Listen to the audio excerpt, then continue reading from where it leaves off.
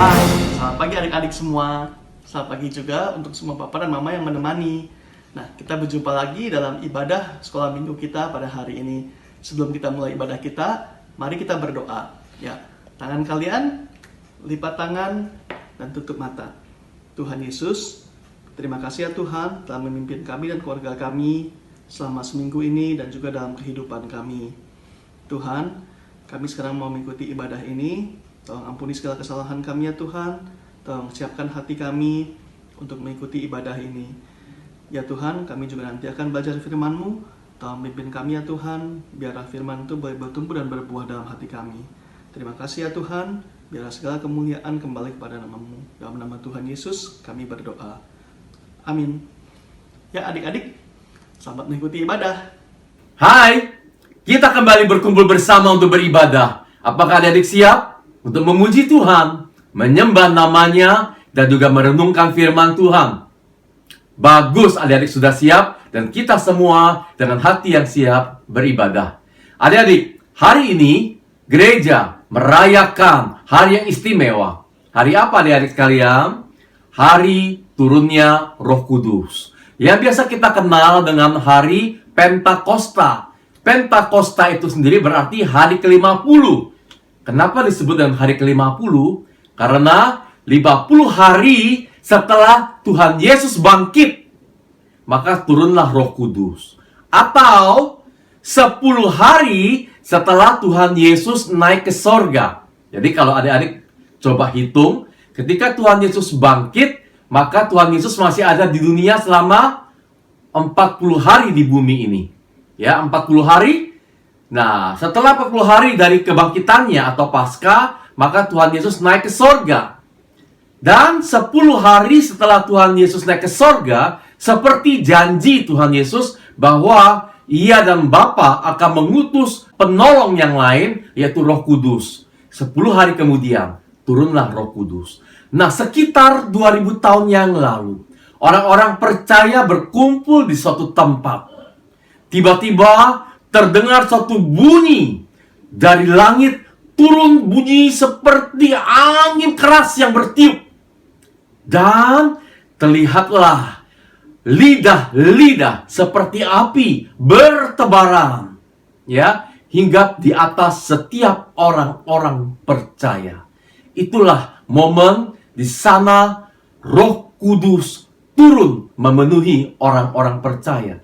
Dan saat ini kita pun memiliki Roh Kudus dalam hidup kita. Setiap orang-orang yang percaya pada Tuhan Yesus, ada Roh Kudus dalam diri mereka, dalam diri kita.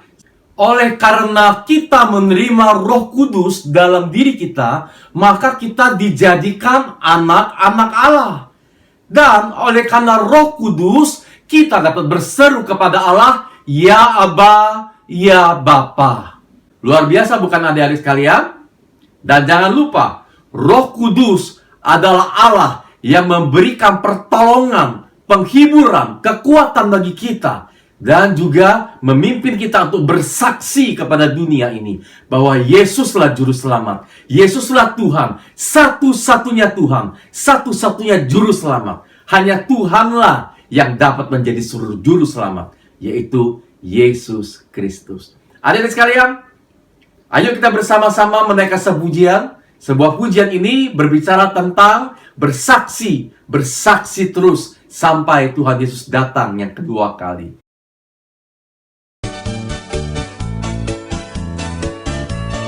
Bersaksi terus sampai Tuhan datang.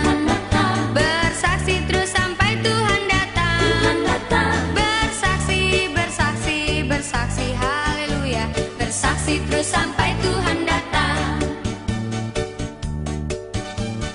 Bersaksi terus sampai Tuhan datang. Bersaksi terus sampai Tuhan datang. Bersaksi, bersaksi, bersaksi, haleluya. Bersaksi terus sampai Tuhan datang. Bersaksi terus sampai Tuhan datang. Bersaksi terus sampai Tuhan datang. Bersaksi, bersaksi, bersaksi, haleluya. Bersaksi terus sampai Tuhan datang. terus sampai Tuhan datang. Bersaksi terus sampai Tuhan datang. Bersaksi, bersaksi, bersaksi, haleluya. Bersaksi terus sampai Tuhan datang.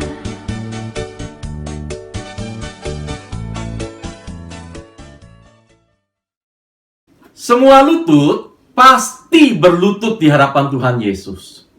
Semua bangsa, semua suku, setiap orang, semua lidah pasti akan mengaku bahwa Yesus Kristus adalah Tuhan dan Juru Selamat. Nah, adik sekalian, kita memiliki tugas bersama memberitakan Injil bahwa Yesuslah Tuhan, bahwa di dalam Tuhan Yesus ada keselamatan, ada pengampunan dosa, sehingga tidak perlu binasa. Adik sekalian, ayo kita bersama-sama menaikkan pujian ini dengan segenap hati kita, bahwa seluruh bangsa, seluruh bahasa, semuanya mengaku dan sujud menyembah kepada Tuhan Yesus Kristus, Juru Selamat kita. Yuk kita bernyanyi. Lord, I stand in the midst of a multitude of those from every tribe and tongue. We are your people, redeemed by your blood, rescued from death by your love. Oh yes. There are no words good enough to thank you. There are no words to express my praise. But I will lift up my voice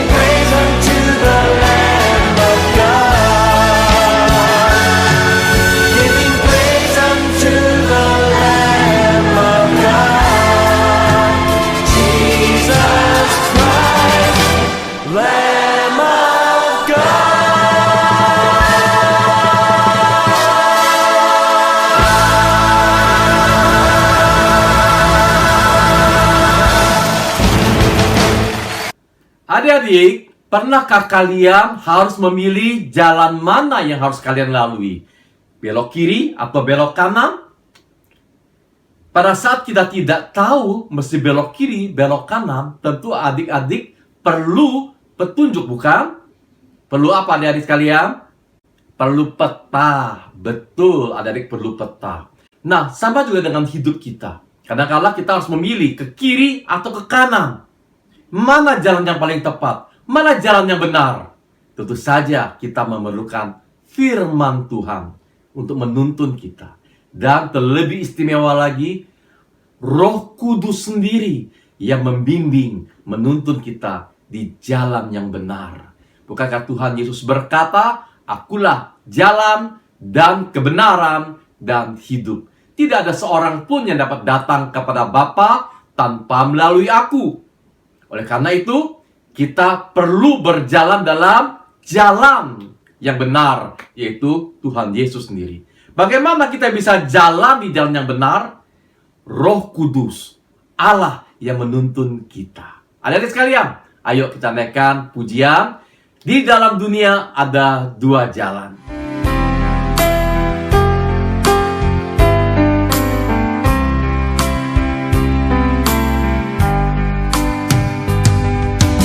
Di dalam dunia ada dua jalan,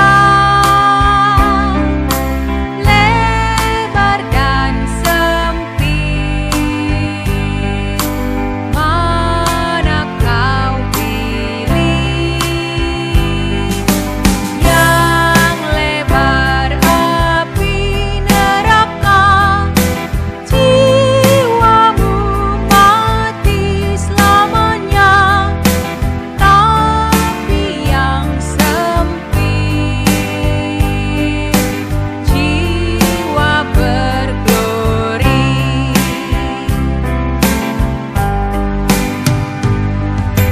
Di dalam dunia ada dua jalan, lebar dan sempit. Mana kau pilih?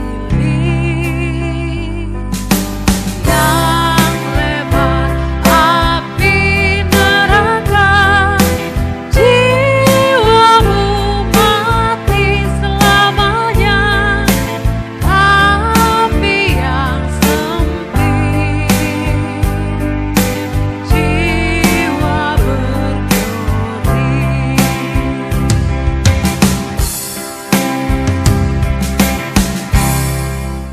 Shalom. Saatnya kita mendengarkan firman Tuhan. Sebelumnya kita berdoa dulu. Yuk kita berdoa. Bapa dalam surga, kami semua mau melanjutkan belajar firman Tuhan di hari Sabat ini. Tuhan tolong kami supaya kami bukan hanya mendengar, tapi kami bisa melakukan firman ini dalam hidup kami sehari-hari. Terima kasih Bapa, dalam nama Tuhan Yesus kami berdoa. Amin. Hari ini kita akan bersama-sama membaca ayat firman Tuhan dari Injil Matius pasal yang ke-7. Yuk kita buka Injil Matius pasal yang ke-7 ayat 24 sampai ayat 27. Berbunyi demikian. Dua macam dasar. Setiap orang yang mendengar perkataanku ini dan melakukannya, ia sama dengan orang yang bijaksana yang mendirikan rumahnya di atas batu. Kemudian turunlah hujan dan datanglah banjir, lalu angin melanda rumah itu. Tetapi rumah itu tidak rubuh sebab didirikan di atas batu. Ayat 26. Tetapi setiap orang yang mendengar perkataanku ini dan tidak melakukannya, ia sama dengan orang yang bodoh yang mendirikan rumahnya di atas pasir. Kemudian turunlah hujan dan datanglah banjir, lalu angin melanda rumah itu, sehingga rubuhlah rumah itu dan hebatlah kerusakannya. Nah, Adik-adik sekolah minggu, ayat ini diucapkan oleh Tuhan Yesus. Tuhan Yesus sedang mengajar orang banyak. Nah, sebelum Tuhan memberikan perumpamaan dua macam dasar ini, yaitu batu dan pasir, di ayat-ayat sebelumnya di pasal 7 ya, Tuhan juga memberikan contoh ada 2 jalan, 2 pintu, ada 2 orang, tapi ternyata yang satunya Kristen palsu. Wah, jadi berkaitan ya dengan 2 macam dasar ini. Kak Ivan mau jelaskan dulu yang perkataan Tuhan Yesus mengatakan ada 2 jalan. Yang satu sempit, yang satu lebar ya. Tetapi orang-orang lebih senang jalan yang lebar, yang luas karena aman, lancar ya, senang. Pokoknya asik banget. Tapi ternyata kata Tuhan itu justru bukan jalan keselamatan. Karena jalan keselamatan menurut Tuhan yaitu jalanannya yang sempit. Ya, kenapa sempit? Pintunya juga sempit. Ya kenapa pintunya sempit? Ya karena Tuhan Yesus sendiri pintu itu. Ya, jadi kadang-kadang kita tuh gak mau hidup susah. Tuhan udah tahu. Ya, ikut Tuhan jalanannya emang sempit. Bahkan setelah mencoba masuk walaupun sempit, jalannya bergelombang, tidak rata. Kadang-kadang kita terhimpit, kadang-kadang kita terdesak, kita susah. Tuhan mau, bisa gak kita bertahan sampai akhirnya kita menyelesaikan jalan itu. Itu jalan keselamatan. Nah, tapi orang di dunia tidak mau ikut jalan Tuhan. Banyak yang menolak. Mereka pilih jalan yang lebar, yang enak untuk sementara waktu. Padahal di ujung sana bukan keselamatan. Nah, kemudian Tuhan Yesus juga menceritakan tentang 2 orang yang kelihatannya sama ya, sepertinya cinta Tuhan. Nih misalnya ada 2 orang. Ini Alkitab punya si A. Ini Alkitab punya si B, ya, A dan B. Mereka berdua kalau ke gereja, wah, sama-sama pergi ke gereja, ya. Terus kalau berdoa, mereka sama-sama berdoa juga, ya. Terus kalau mereka melayani Tuhan, mereka sama-sama melayani Tuhan juga. Jadi kalau secara sekilas mereka sama-sama cinta Tuhan nih, ya. Yang A suka saat teduh, yang si B juga suka saat teduh. Wah ya, pokoknya sama-sama deh. Bahkan kalau si A berdoa, wah pakai nangis-nangis ya. Si B juga suka berpuasa. Si A juga sama, suka berpuasa, merenung diri. Wah, tapi kata Tuhan Yesus ini 2 orang ini ternyata yang satu palsu nih. Yang satu Kristen sejati, yang satu Kristen yang palsu. Wah, ternyata yang si B Kristen yang palsu. Yang si A kata Tuhan, dia Kristen sejati. Kenapa? Karena ternyata si B itu hanya pura-pura. Ya, kalau orang lihat, wih, kayak sayang Tuhan tuh, kayak cinta Tuhan tuh. Tapi kan yang tahu isi hati terdalam hanya Tuhan. Tuhan tahu si B mah hanya pura-pura doang cinta Tuhan. Ya, karena itu Tuhan memberikan ringkasan penutup di pasal ke-7. Itu berlaku juga buat kita, ya. Tuhan juga memberikan peringatan kepada kita. Jangan sampai kita menjadi orang Kristen yang palsu. Jangan sampai kita menjadi anak Tuhan yang palsu. Ya. Makanya Tuhan memberikan contoh yang paling keren. Tidak ada lagi yang bisa menandingi. Ya. Itu tentang dasar bangunan. Ada yang di atas pasir dan di atas batu. Nah, Kak Ivon punya gambar. Gambar ini adalah lapisan tanah di bawah bumi kita yang kita injak. Coba lihat ya. Pertama humus, terus ada lapisan atas, terus ada yang lapisan tengah, ada yang lapisan bawah, dan terakhir bebatuan. Wah, ya mungkin kalian bisa belajar di sekolah nanti. Ternyata ini lapisan tanah yang ada di bawah bumi. Yang kita injak tuh di bawahnya, lapisannya seperti itu. Untuk lebih jelasnya, Kak Ivon memberikan contoh lapisan tanah. Yuk kita lihat apa saja. Ini adalah contoh lapisan tanah yang sangat sederhana. Jadi lapisan pertama adalah humus, di mana di sini banyak sekali sumber-sumber makanan untuk tumbuhan. Di bawahnya lapisan tanah yang sangat gembur, ya. Di sini biasanya banyak cacing-cacing atau semut yang bisa hidup. Di bawahnya lapisan ketiga, nih kalau kalian lihat, ini adalah bagian yang sudah mulai berbeda dari tanah yang gembur. Dia banyak mengandung mineralnya, ya. Ke bawahnya lagi sudah mulai mengeras, ya. Jadi tanaman atau akar pohon tidak mungkin mencapai ke bawah. Tetapi di sini kaya sekali dengan kandungan mineralnya. Dan paling terakhir yang dimaksud oleh Tuhan Yesus adalah batu. Ini yang paling bawah. Ini sangat keras sekali, ya. Nah, kalau mau mendirikan rumah, si tiang pancangnya itu tidak bisa cuma sampai sini pasir doang. Dia akan roboh, dia akan hancur bila ada badai atau ada banjir. Si tiang pancangnya itu atau fondasinya harus menusuk sampai ke bawah bebatuan sini. Makanya kalau lihat kalian orang-orang membangun rumah atau mungkin sekarang sedang bikin jalan tol atau apapun, tiang pancangnya sampai menembus ke dasar bumi istilahnya, ya. Karena dia mau mencapai bebatuan ini. Supaya apa? Supaya kuat. Supaya dia tidak mudah rubuh. Nah, itulah pentingnya bagaimana hidup kita harus menancap sampai batu yang terdalam.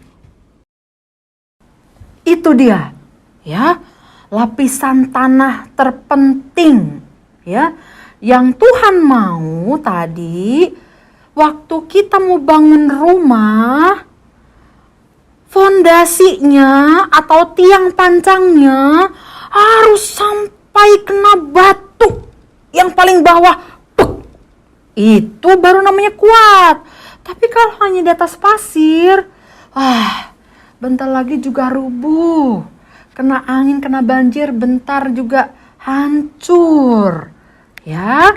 Nah, Kak Ivon juga punya contoh nih. Kak Ivon udah bikin nih di rumah, ya. Ini nih. Ini adalah contoh sebuah tiang yang ditancapkan di atas pasir dan di atas batu. Kalau di atas pasir, kena banjir atau kena angin ribut, dia akan mudah goyang. Lihat, ini mudah goyang. Coba kita tiup, ya. Wah, padahal cuma angin tiupan dari mulut Kak Ivon aja. Dan mulai dilepaskan. Kebayangkan kalau rumah kita hanya dialaskan di atas pasir. Tapi kalau di atas batu, wah, dia kuat, ya. Ditiup pun tidak bergerak. Nah, ini yang dimaksudkan oleh Tuhan Yesus. Bagaimana iman kita harus ditancapkan kuat di dalam Kristus. Ya kan? Yang ini gak kuat, bisa dicabut lagi karena hanya pasir. Tadi Kak Ivon coba tiup kan, berhamburan. Tapi kalau di atas batu, wah, kuatnya lihat. Ya, hebat banget, padahal ini berat loh, ya. Tapi si tiang ini, padahal ini cuman kayu bukan beton. Ini cuman contoh, apalagi kalau pakai beton. Wah, lebih kuat lagi. Ya, lihat, kuat sekali. Kayak batu, ya. Itu menandakan Tuhan ingin kita menjadi orang Kristen yang imannya menancap kuat Kristus. Ya, maksudnya apa? Kita kalau dengar firman Tuhan, jangan asal dengar. Jangan. Tapi harus sampai dilakukan. Sampai kita berjuang mati-matian memuliakan Tuhan. Itu baru kita sedang menancap kepada Kristus. Sehingga iman kita tidak mudah goyah. Ada susah sedikit, ya kok susah dikit sih gini. Ikut Tuhan kok susah. Nah, tapi kalau kita beriman kuat, ada susah dikit, dia akan berkata, Tuhan saya susah. Tolong supaya saya tidak meninggalkanmu. Tolong supaya saya tetap taat kepadamu. Itu baru namanya orang Kristen, anak Tuhan yang sejati. Jadi kalau kita semua ya digoda untuk melakukan dosa karena kita mungkin hidupnya seperti menancap di pasir, ya gampang lah digoda. Diajak nyontek, mau. Diajak marah-marah, hayu. Diajak mencuri, iya. Padahal kalau di gereja, baca Alkitabnya baca loh. Tapi ternyata dia anak Tuhan yang palsu. Ya, kita harus terus menggali firman Tuhan dan melakukannya. Jangan seperti Saul. Kalian tahu Raja Saul? Raja Saul itu seperti bangunan yang ditancap, yang dibangun di atas pasir. Kenapa? Karena dia mendengar sendiri suara Tuhan. Ya, waktu dia mau berperang melawan bangsa Amalek, dia mendengar perintah Tuhan. Ya, Tuhan suruh menghancurkan semuanya, menghancurkan bangsa itu, karena bangsa itu tidak mengenal Tuhan dan terus memerangi Saul dan rakyat Israel. Tapi Saul tidak taat. Dia malah menyelamatkan rajanya. Terus dia malah mengambil, menjarah kambing domba dan lembu-lembu orang Amalek. Padahal Tuhan suruh tinggalkan semuanya, hancurkan semuanya. Tapi Saul, enggak, diambil sama dia. Bahkan barang jarahan itu dijadikan persembahan katanya buat Tuhan, lembu, kambing domba. Wah, makanya Tuhan langsung menolak Saul. Karena dia hanya mendengar firman tapi tidak melakukan. Padahal itu perintah Tuhan yang sangat penting. Semoga kita semua bisa terus belajar untuk menancap sampai dalam waktu mengikut Kristus. Supaya kalau ada kesusahan, ada masalah, ada badai datang. Ya, mungkin kamu sekarang masih kecil, tapi nanti makin besar hidup kita makin susah loh adik-adik. Bisa nggak kita tetap berpegang teguh pada firman Tuhan dan tidak meninggalkan Tuhan? Karena itu, bangunlah iman kita di atas Kristus. Menancap, menyatu terus dengan Tuhan Yesus. Dengan cara lakukan firman-Nya dengan sukacita. Yuk kita berdoa. Tuhan Yesus, bantulah saya supaya tetap setia melakukan firman Tuhan. Saya bukan hanya mendengar, tapi berjuang melakukan firman-Mu. Banyak sekali godaan, banyak sekali kesusahan yang kami alami. Tuhan tolong supaya kami semua tetap kuat imannya dan tetap semangat hidup di dalam Tuhan. Terima kasih Bapak. Dalam nama Tuhan Yesus kami berdoa. Amin.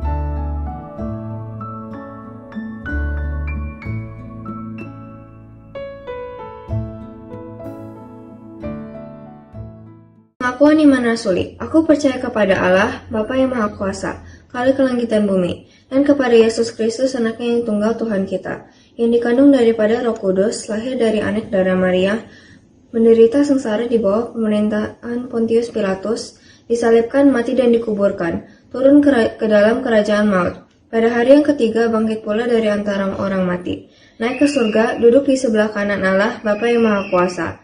Dan dari sana ia akan datang untuk menghakimi yang hidup dan mati. Aku percaya kepada Roh Kudus, gereja yang kudus dan persekutuan orang kudus, pengampunan dosa, kebangkitan orang mati dan hidup yang kekal. Amin. Tuhan, terima kasih untuk hari ini. Sekarang kami berdoa untuk bangsa dan negara kami. Berikanlah hikmat bagi pejabat negara untuk mengatasi pandemi COVID-19. Kiranya pandemi ini dapat segera berlalu. Terima kasih Tuhan. Amin. Adik-adik, saatnya bagi kita membawa persembahan kepada Tuhan. Dan adik-adik kumpulkan, nanti sampai kita bisa bertemu kembali di gereja bersama-sama beribadah, adik-adik bisa bawa persembahan ini. Nah, adik-adik sekalian, jangan lupa ketika engkau bawa persembahan, bawalah juga hatimu kepada Tuhan. Yuk kita bawa persembahan kita sambil menaikkan pujian.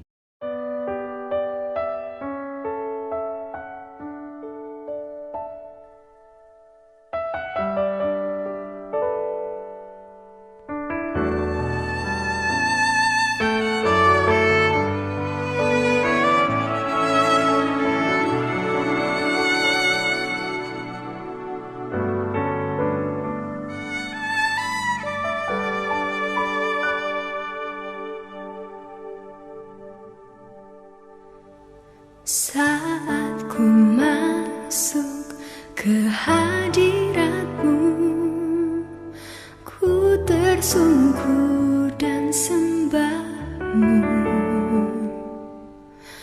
Ku persembahkan korban syukurku yang terbaik bagi-Mu.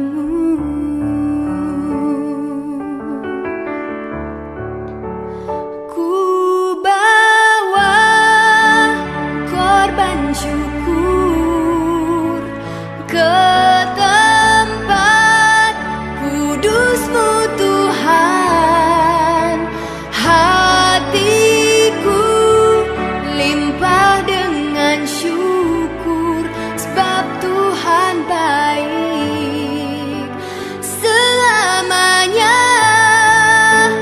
Ku bawa korban syukur ke tempat kudus-Mu Tuhan, hatiku limpah dengan syukur sebab Tuhan baik. Oh, sebab Tuhan baik.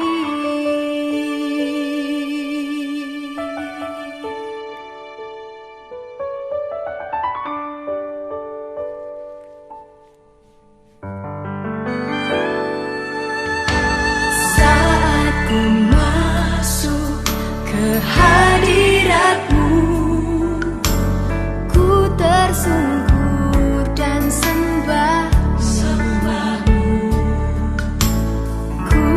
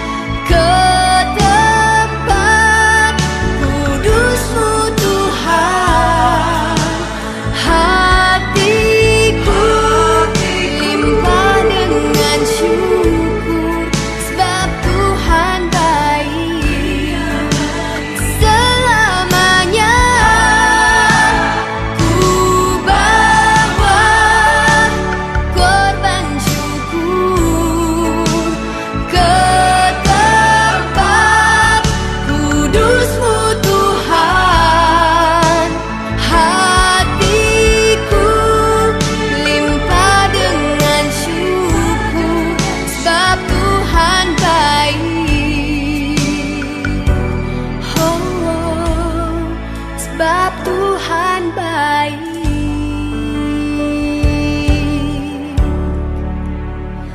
Ku bawa korban syukur ke tempat kudus-Mu Tuhan. Hatiku limpah dengan syukur sebab Tuhan baik. Oh, sebab Tuhan baik, Dia baik. Sebab Tuhan baik, Dia baik. Sebab Tuhan baik, Dia baik selamanya.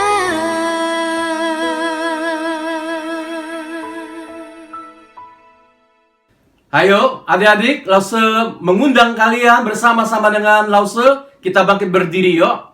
Jangan lagi ada yang duduk. Jangan lagi ada yang, aduh, malas aku berdiri. Semuanya dengan bersemangat. Ayo, 1, 2, 3, berdiri semua. Leroy, Matthew, sudah berdiri belum? Ayo berdiri. Kita bersama-sama naikkan doa syukur. Adik-adik, ikutin Lause ya. Bapa dalam sorga, terima kasih Tuhan sudah memimpin kami. Saat ini kami membawa persembahan kami. Tuhan, terimalah. Dan bukan hanya persembahan uang yang kami bawa, namun juga diri kami, hidup kami. Kiranya boleh menjadi persembahan yang berkenan di hadapan-Mu Tuhan. Tuhan, terima kasih Engkau sudah menuntun kami dari awal hingga selesai sekolah minggu. Tolong kami untuk menjadi pelaku firman-Mu, bukan hanya pendengar atau membaca Alkitab. Namun tolong kami sungguh-sungguh supaya kami dapat menjadi pelaku firman-Mu. Oleh karena itu kami mohon, ya Allah Roh Kudus, tolonglah kami Tuhan, pimpinlah kami. Kami membutuhkan-Mu Allah Roh Kudus. Tolonglah kami. Terima kasih Tuhan. Kami landaskan doa kami di dalam satu nama, Tuhan Yesus Kristus, Juru Selamat kami yang hidup. Amin.